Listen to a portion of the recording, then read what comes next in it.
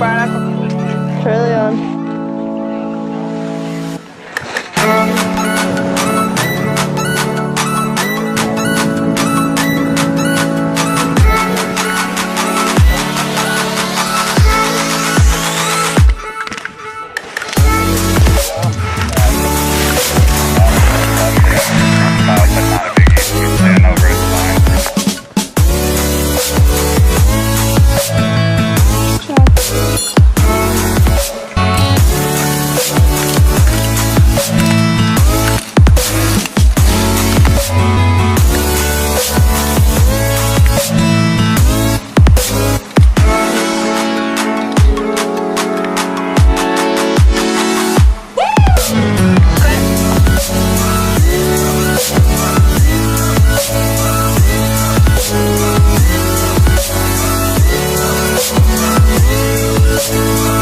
Action.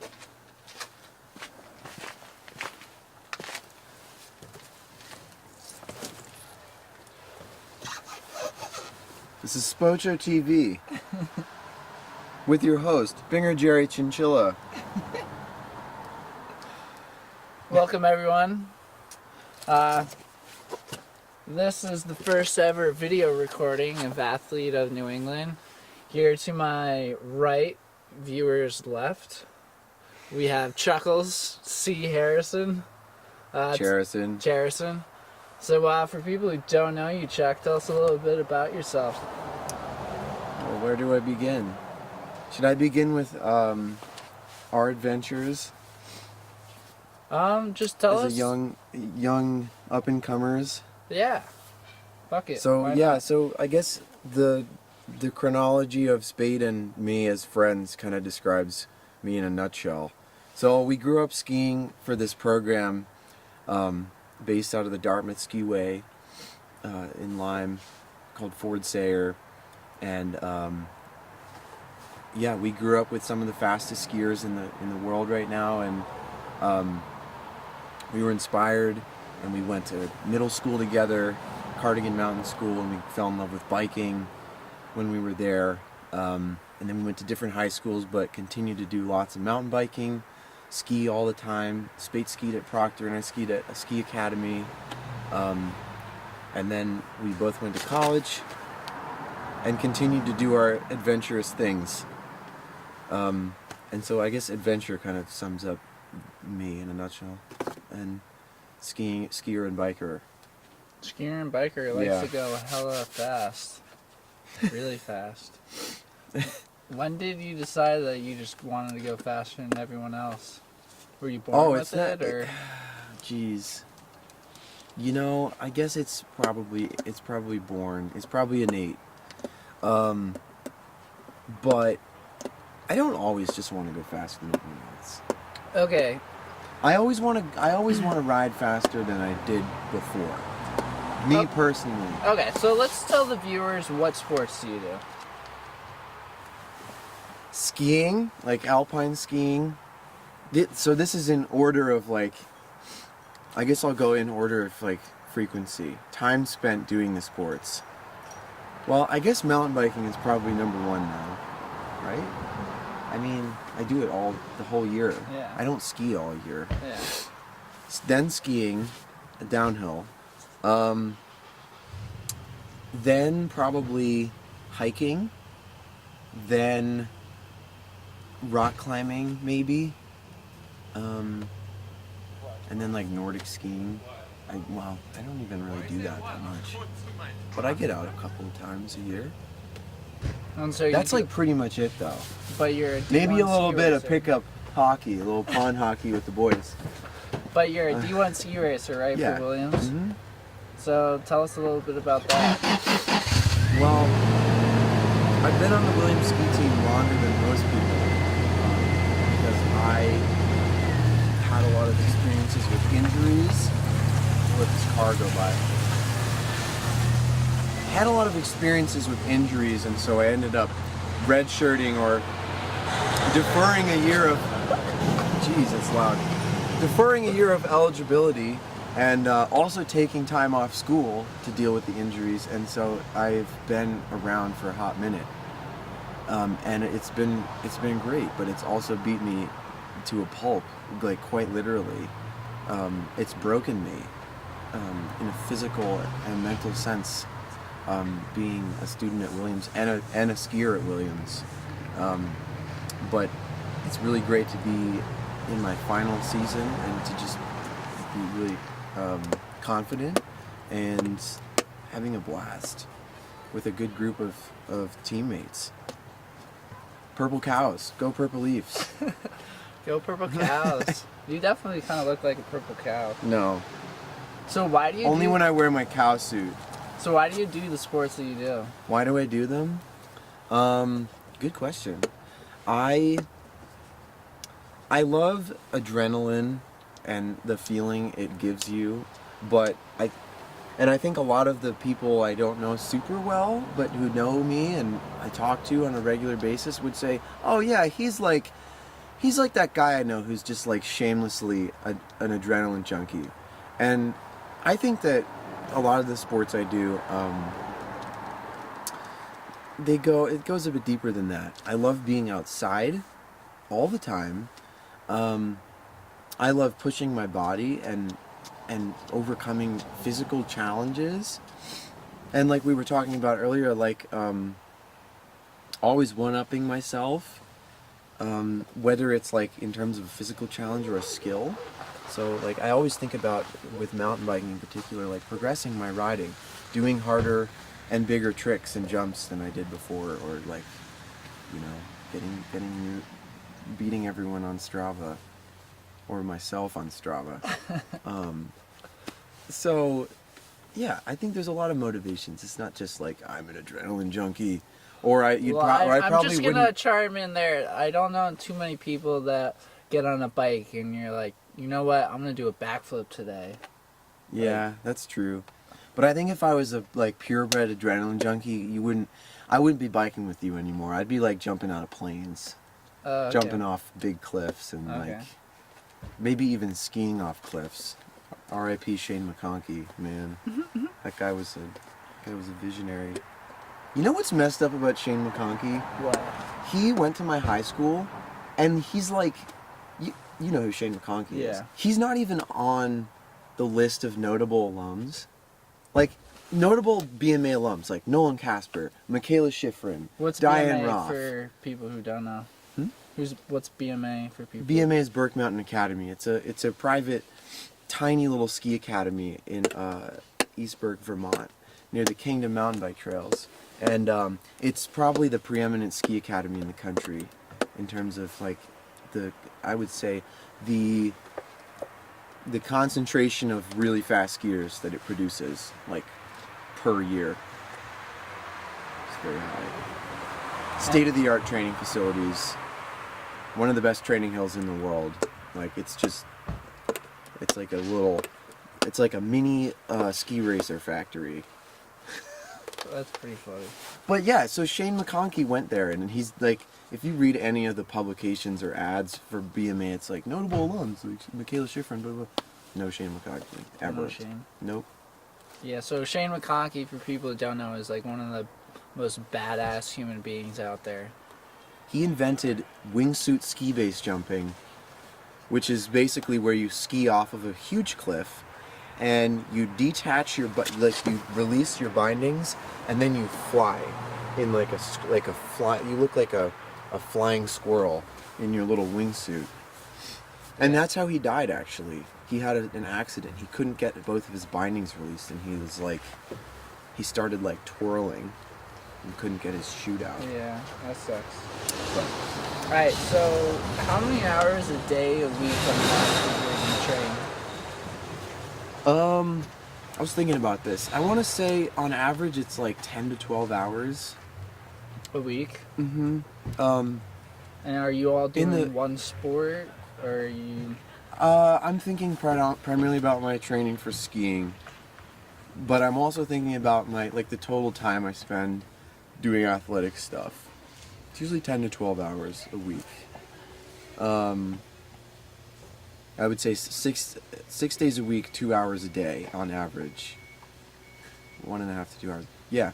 And so what is your training of ski season look like? For ski season or during ski season? Yeah, during. During. So like right now, we ski about 5 to 6 days a week. And that's either training days or race days. A training day is typically half of a day. It's kind of like, you know, a 4-hour thing. 4-hour block of time. And like, it doesn't feel like we're working out for 4 hours when we do that. You know, I think of that as like a 2 hours of work. You know, because you're riding the lift, you're getting ready in the lodge, you're driving to the skier. So, and then a race day would be more like 4 to 5 hours of, you know, training time.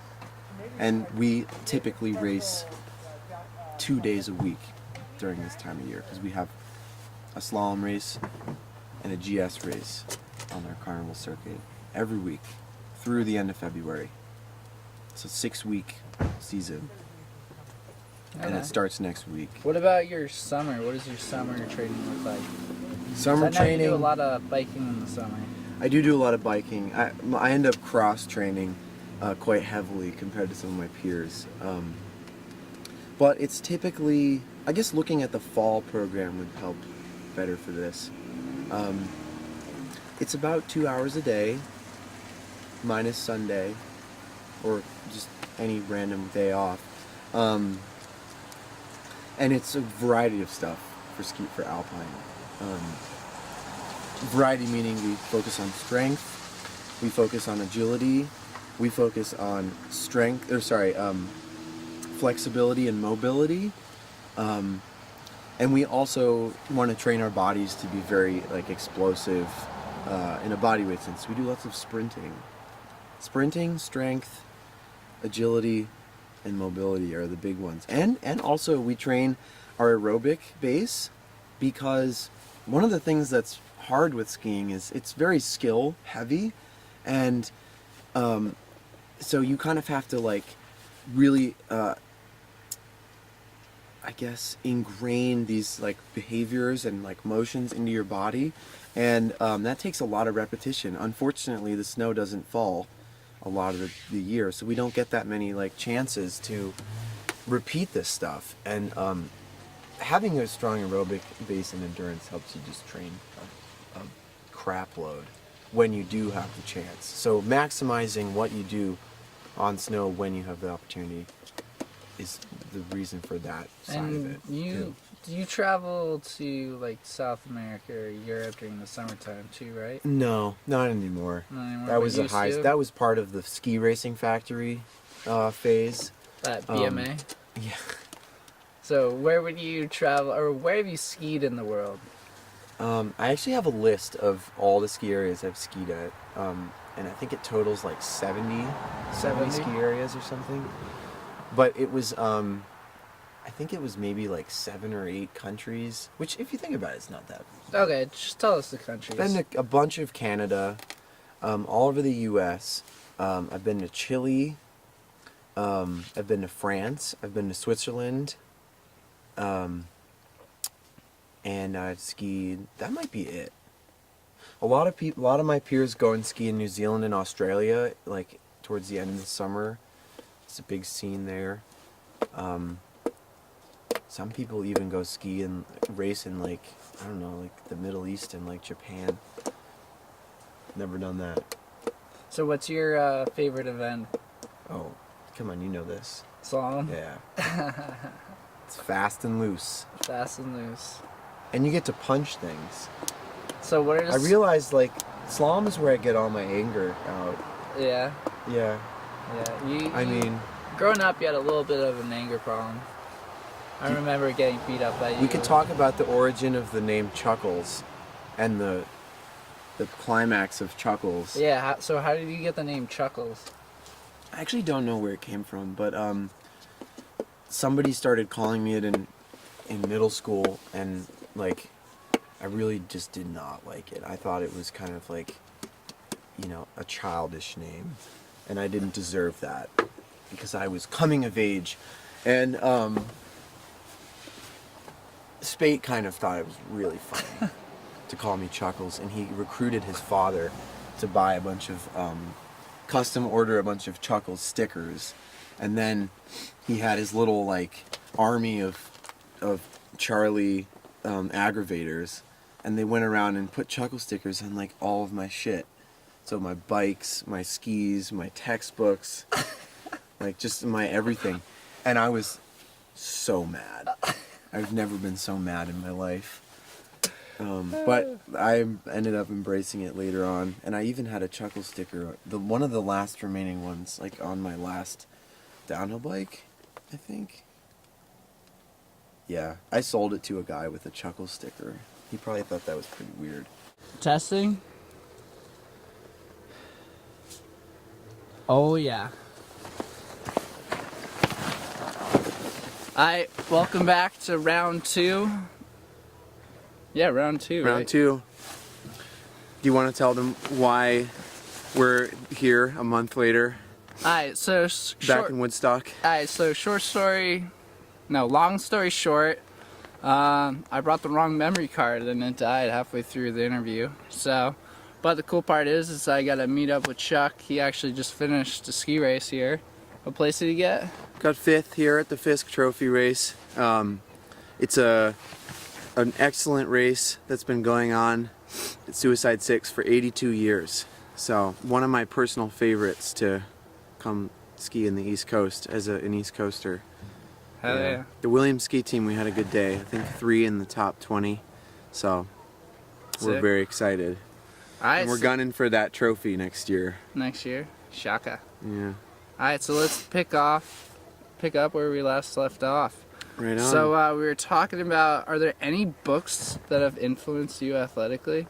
Yeah, so I was thinking when I heard this question first was a lot of the stuff I've read about mindfulness and different Buddhist traditions in the last year. One book comes to mind, it's called Full Catastrophe Living, and that can, a lot of what you learn in that book can be applied to a variety of struggles in life, and certainly athletics, because a lot of the stress we deal with on the hill can be related to other areas of life. So lots of mindfulness skills from that book. And on the other hand, I would just say anything that's, focused on wilderness, protecting the outdoors and cherishing what we have out here. So writers like Thoreau and Aldo Leopold have been in a I don't know, a circumspective or like distant way influential to my athletics and my attitude. Awesome. So what's the best purchase that's most impacted you athletically? Darn, do you have my answers written up? Nah, you can make it. I think you said it was a future purchase. Oh yeah, fat bike, of course. I've ridden a lot of fat bikes, but I haven't actually purchased one. I might be purchasing one for my dad at some point, but it's something that lets me be incredibly active throughout the year, especially as an alpine ski racer who's just on the hill all the time and has your feet in ski boots all locked away. It's like an incredible motivation to get out there, when you're feeling unmotivated, or even if it's really cold, I don't know, do a variety of work. What is that fat bike? What's the model? It's a Cannondale Fat Cad, purchased from your dad's bike shop. Drummond Custom Drummond Cycles. Nice. Check it out. So how has a failure set you up for later success in your athletics? Well, I think failure is like the key to anyone's success. I bet even people like Michaela Schifrin, who are incredibly decorated athletes, have dealt with immense failures from their perspective, because failures are what get you in touch with what matters to you. They make you realize, and focus on growth over, instant success. And that's like really the key to, I think, athletic success is growth and development, and not just constant results. And if you can focus your attitude on that, especially as an everyday athlete, it's grounding and it's joyful. Because you've experienced some injuries, correct? I have had a couple over the years. So I think if you met me and we're just like, here's Charlie Harrison, and here is his list of his injuries and surgeries, you would think I'm like the most reckless maniac. So how many injuries have you had? So I've had a bad concussion when I was like 12 or 13, but that's a pretty long time ago. The real big ones in recent years are like a seriously fractured wrist, a non-union fracture, and I had to have two surgeries to reconstruct that injury, and that was about 4 years ago. The whole recovery took way too long. It was like 15 months.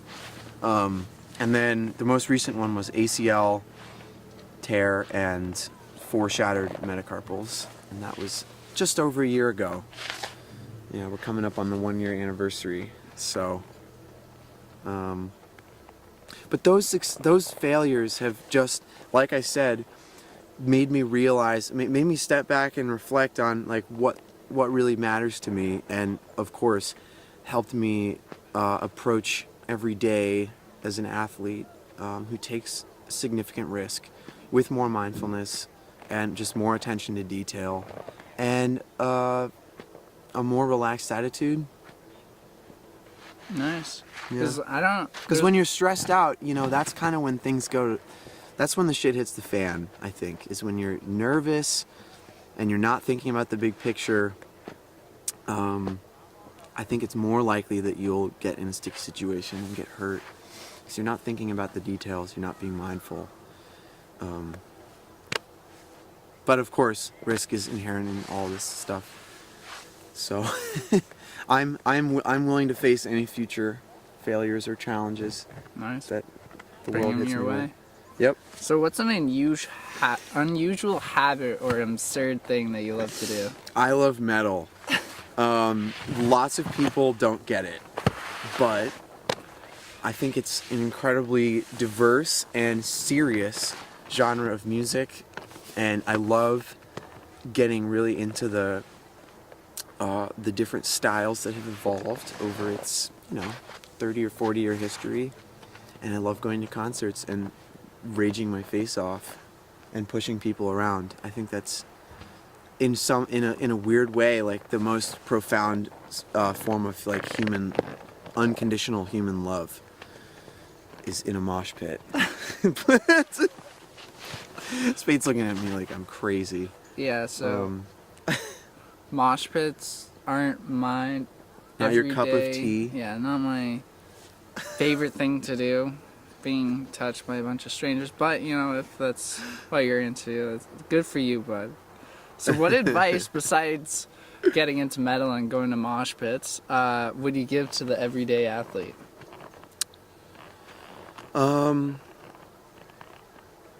I think if you're like a team sport athlete, get out in the outdoors and think about trying to cross train with skiing or cycling or something where you can just get out and explore. I think it's good for the soul, and you can become a more well-rounded athlete out of it.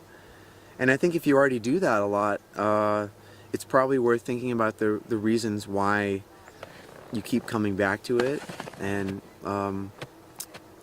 the pressures that are being put on outdoor or on wild places that you enjoy. And my advice would be to dig into that stuff and think about like what really matters to you and how you can preserve it and continue to do these excellent sports into old age. What advice would you give to the indoor athletes? Well, I think indoor and team I would kind of conflate there. Yeah. Yeah. But I mean, yeah, I don't know that many indoor athletes. I actually live with a bunch of swimmers right now. So I'd be curious, how they'd like skiing. They definitely live day to day in the pool, though, and kind of on campus. Sick. Yeah. So what's the worst Take them out. recommendation you hear in your sport? The worst recommendation?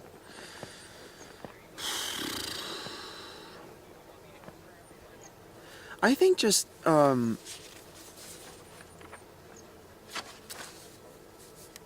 think respect gets tossed around in kind of weird ways in my sport in particular, because people have different goals and are in different places in a sport like skiing. You know, like what is your criterion of success? And people want to respect each other for having, you know, either met or not met their goals. It's odd in college ski racing because there's both the individual result and the team result, and so sometimes congratulating somebody can be like difficult for them, if that makes sense. And I think that when people get caught up in like, you need to respect each other for your individual goals, you know, I think that that's something people got to figure out how to deal with on their own and take a team success as it is. You know what I'm saying? Like, Yeah. If you got 20th and you helped your team do well, but you weren't happy about it, shut your mouth and just like deal. I think you got to acknowledge group success as much as you can. So what's your biggest, or what's your personal mission statement? Oh, what did I say? Your I said something Instagram excellent. tagline. I think you asked me like what my quote was. No. What's your Instagram like header line? Well, my Instagram tagline is "In wildness is the preservation of the world." That's a Thoreau quote. And what does that mean? It just means that like if we can fully and frontally engage with wild places, we'll like learn to appreciate them more, I guess, and protect them. I think that's probably what he's getting at. But we also kind of have to be wild. Like, we have to be rugged and willing to, you know, progress. You know, like if we have, like if there's a serious problem that we're facing, like climate change, we have to be rugged and we have to overcome it. There's a million interpretations. I'm not going to get into them, but that's what I think. So what do you think makes you stand out from all the other athletes out there? I think probably my attitude. I mean, you and I were just skiing down under the lift, catching some excellent powder turns, and even if I'd had a bad day, I probably would have done that with you. I don't see a lot of my peers and opponents doing that kind of thing, and I think it's just an attitude of pure joy to be out here, Just shredding and gratitude. Yeah. Shred the gnar. So, if today was your last day alive, what would you do? I would gather all my loved ones who I could find and we'd climb a mountain. That's it. We'd go to the highest mountain we could find. Get out in the woods. And we'd probably all like hug each other. I don't know. Well, there's make a campfire and like kumbaya. Kumbaya, kumbaya. Is there anything else you'd like to tell everyday athletes of New England? Well, I had that quote. You asked me if you could make a billboard or something. Oh yeah, if you could have a billboard and every single athlete would read it, what would it be? I would put up that philosophy quote I was telling you about by Spinoza. Well, what's the philosophy quote then? Everything noble is as difficult as it is rare. So, do you get that? Yeah. Just explain it for people who don't know it. It means excellence is rare and it's extremely hard to achieve. And just remember that and go, you know, like strive for it, but be easy on yourself. I think there's a lot of takeaways. Awesome. But alright, well, thanks, Chuck. Stay tuned for Athlete in New England. keep shredding. Shred the gnar. Get out in this magnificent world that we live in. Ride your bikes. Ride your bikes, ski. Maybe even listen to metal. Nah, I'm gonna end it right there. I'm cutting that out.